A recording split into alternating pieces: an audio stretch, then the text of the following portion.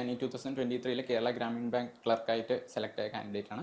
എൻ്റെ banking journey start ചെയ്യുന്നത് എജുഹോമിൽ നിന്നാണ്. ഞാനൊരു ബിടെക് സ്റ്റുഡൻ്റ് ആണ്. അപ്പോൾ നമുക്ക് ബാങ്കിങ്ങിനെ പറ്റി ഒരു ധാരണയും ഇല്ലാതെയാണ് ഞാനിവിടെ വന്നത്.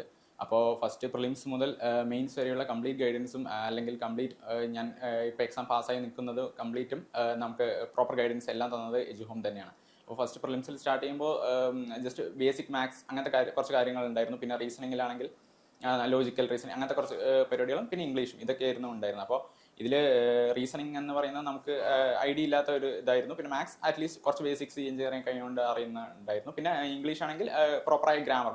അപ്പോൾ ഇതിന് മൂന്നിനും സെപ്പറേറ്റ് ക്ലാസ്സസും എല്ലാം തന്ന് നമ്മളെ കൃത്യമായി ഈ ഒരു ഇതിൽ പ്രിലിംസ് ക്ലിയർ ചെയ്യാൻ വേണ്ടി നല്ല ഗൈഡൻസ് എജുഹോമിൽ നിന്ന് തന്നിരുന്നു. അതിന് മെയിനായി ഇതാക്കിയത് ഇവിടുത്തെ മോക്സ് ആയിരുന്നു. ഇവിടുന്ന് നമ്മൾ പുറമെ സൈറ്റുകളിൽ നിന്ന് അടിക്കുന്ന ഇവിടെ ഒരു മോക്സ് ഡെയിലി രാവിലെ വെക്കുമായിരുന്നു.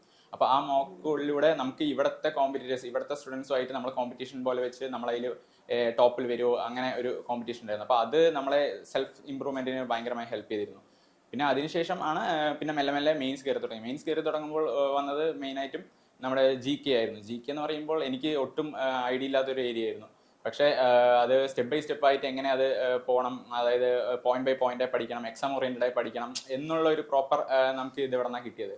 അപ്പോൾ അതിനുശേഷം അതിൽ കംപ്ലീറ്റ് ആയി ഇൻവെസ്റ്റ് ചെയ്യാൻ തുടങ്ങി ടൈം.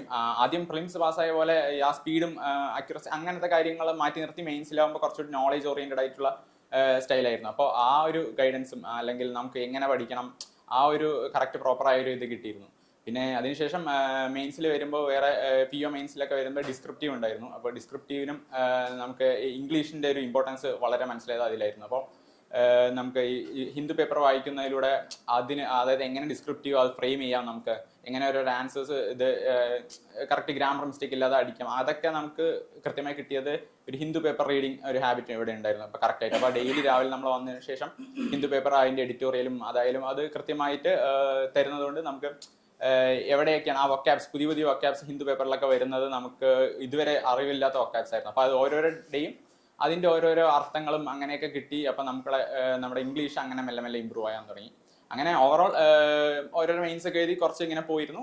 പിന്നെ മെല്ലെ മെല്ലെ ആണ് നമുക്ക് ഈ ഒരു എക്സാമിൻ്റെ ഒരു പാറ്റേൺ ക്രാക്ക് ചെയ്ത് അങ്ങനെ ഐഡിയ കിട്ടിയപ്പോഴാണ് മെല്ലെ ലാസ്റ്റ് എല്ലാം ക്രാക്ക് ചെയ്ത് കംപ്ലീറ്റ് ആയിട്ട് ഇതാവാൻ തുടങ്ങിയത്. അപ്പോൾ ലാസ്റ്റ് എജുഹോമിനോടും എജുഹോമത്തെ സ്റ്റാഫ്സിനോടും മെയിൻലി വിനോദ് സാറിനോടും വലിയൊരു താങ്ക്സ്.